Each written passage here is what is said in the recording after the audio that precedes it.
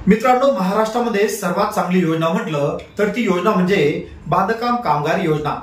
तर मित्रांनो, तुम्ही पाहत असाल की महाराष्ट्रामध्ये दिवसेंदिवस मजुरांची संख्या वाढत आहे आणि याच मजुरांना त्यांच्या पाल्यांचं शिक्षण चांगलं व्हावं म्हणून राज्य सरकारने बांधकाम कामगार ही योजना सुरू केली आहे। तर मित्रांनो, बरेच मजूर असे आहेत की त्यांनी नवीन रजिस्ट्रेशनसाठी अर्ज भरला किंवा त्यांनी रिन्युअलसाठी अर्ज भरला, परंतु त्यांचे अर्ज हे वारंवार रिजेक्ट होत आहे। तर मग आता हे वारंवार रिजेक्ट का होत आहे याबद्दलचं मित्रांनो सविस्तर माहिती, सविस्तर अपडेट आजच्या व्हिडिओच्या माध्यमातून आपण मित्रांनो पाहणार आहे।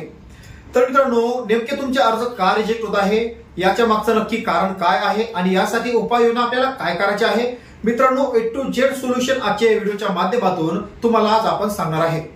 तर मित्रांनो, या व्हिडिओला सुरुवात करण्याआधी तुम्ही चॅनलवर पहिल्यांदा जर आला असाल तर चॅनलला सबस्क्राइब करून बाजूला असलेल्या बेल आयकॉनला नक्कीच प्रेस करायचा आहे। अशाच प्रकारचे महत्त्वपूर्ण व्हिडिओ तुम्हाला भेटत राहतात। तर मित्रांनो, बांधकाम मजूर ही एक सर्वात महत्त्वाची योजना आहे। बांधकाम मजूर या योजनेमार्फत त्यांच्या पाल्यांना वेगवेगळ्या प्रकारची स्कॉलरशिप दिल्या जाते।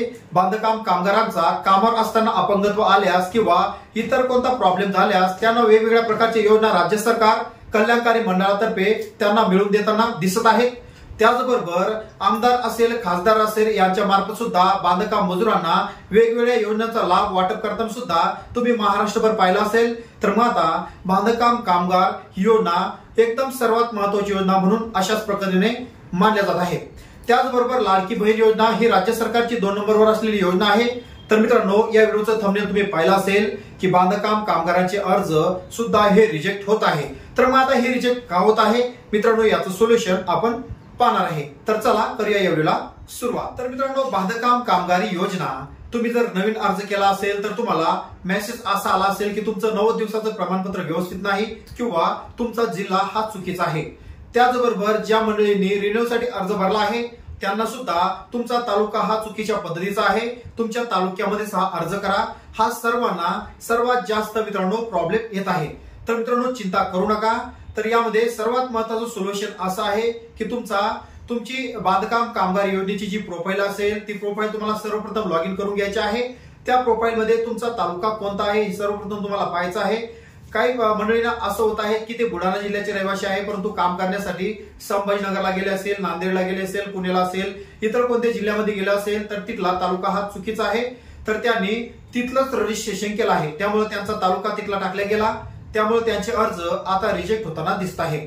तर मित्रांनो, मग आता यासाठी उपाययोजना म्हणून करायचं काय आहे, सर्वप्रथम तुम्हाला तुमची प्रोफाईल लॉग इन करून घ्यायची आहे। तुम्हाला प्रोफाईल लॉग इन करण्यासाठी जर जमत नसेल तर तुम्ही स्थानिक सीएससी केंद्रावर किंवा ऑनलाईन सेंटरवर जाऊ शकता।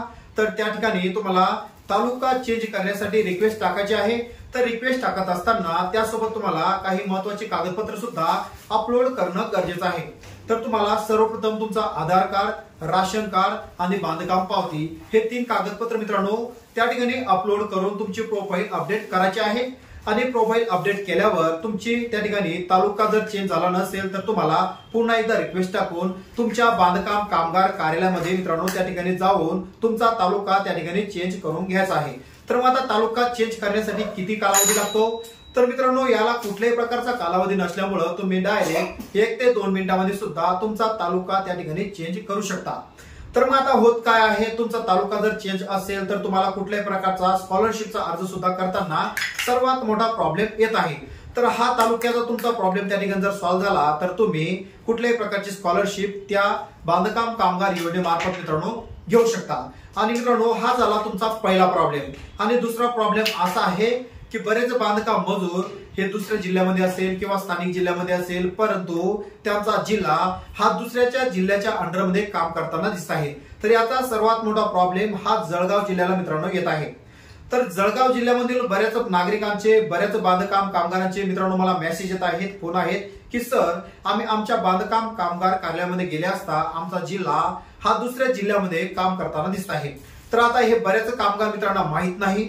तर मग आता तुम्हाला तुमच्या स्थानिकच्या बांधकाम कामगार कार्यालयामध्ये गेल्यानंतरच त्या ठिकाणी कळत आहे।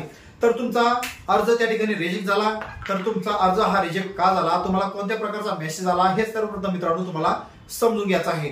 जर तुमचा जिल्हा दुसऱ्या जिल्ह्यामध्ये अंडरमध्ये काम करत असेल तर त्या जिल्ह्याच्या बांधकाम कार्यालयामध्ये जाऊन तुमचा अर्ज त्या ठिकाणी तुम्हाला अपडेट करायचा आहे।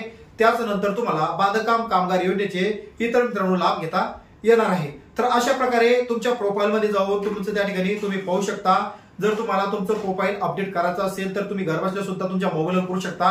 या संबंधित सुद्धा मित्रांनो आपण महत्त्वाचा व्हिडिओ आपल्या YouTube चॅनलवर बनवला आहे, तर त्याची लिंक सुद्धा खाली डिस्क्रिप्शन बॉक्स मध्ये ठेवली आहे। त्याची लिंक आय बटन मध्ये सुद्धा आपण ठेवली आहे। किंवा तुम्हाला जर हे शक्य होत नसेल तर तुम्ही मित्रांनो मला व्हॉट्सअपवर तुमची संपूर्ण कागदपत्र पाठवून तुमची प्रोफाईल त्या ठिकाणी अपडेट करू शकता। परंतु मित्रांनो तुम्हाला एकच विनंती आहे की दिवसभर कुठल्याही प्रकारचे कॉल करून मला डिस्टर्ब करू नका। तुम्हाला फक्त 6:30 नंतर तुम्ही मला मेसेज करू शकता। संध्याकाळच्या वेळेस मी फ्री असतो, त्याच नंतर तुमची प्रोफाईल त्या ठिकाणी आपण अपडेट करणार आहे। तर मित्रांनो अशा प्रकारे बांधकाम कामगार योजनेमध्ये तुम्हाला जर त्रुटी येत असेल तर अशा प्रकारे तुम्ही तुमचे प्रोफाईल अपडेट करून बांधकाम कामगार कल्याणकारी मंडळ योजनेचा मित्रांनो लाभ घेऊ शकता। तर आता 2 महिने आचारसंहिता लागणार आहे, त्यामुळे आचारसंहिता लागण्याआधी तुमची संपूर्ण कामे बांधकाम कामगार कार्यालयामध्ये तुम्हाला जाऊन करून घ्यायची आहे। किंवा तुम्ही व्हॉट्सअपवर सुद्धा मेसेज टाकून तुमची संपूर्ण कामं आपल्या या YouTube चॅनलच्या माध्यमातून मित्रांनो करू शकता। तर मित्रांनो आशा करतो व्हिडिओ तुम्हाला आवडला असेल। व्हिडिओ आवडल्यास एक लाईक नक्कीच करायचा आहे। चॅनल पहिल्यांदा आला चॅनलला सबस्क्राईब करून बाजूला बेल आयकॉनला नक्कीच प्रेस करायचा आहे। अशाच प्रकारचे महत्त्वाचे अपडेट व्हिडिओ तुम्हाला भेटत राहतात।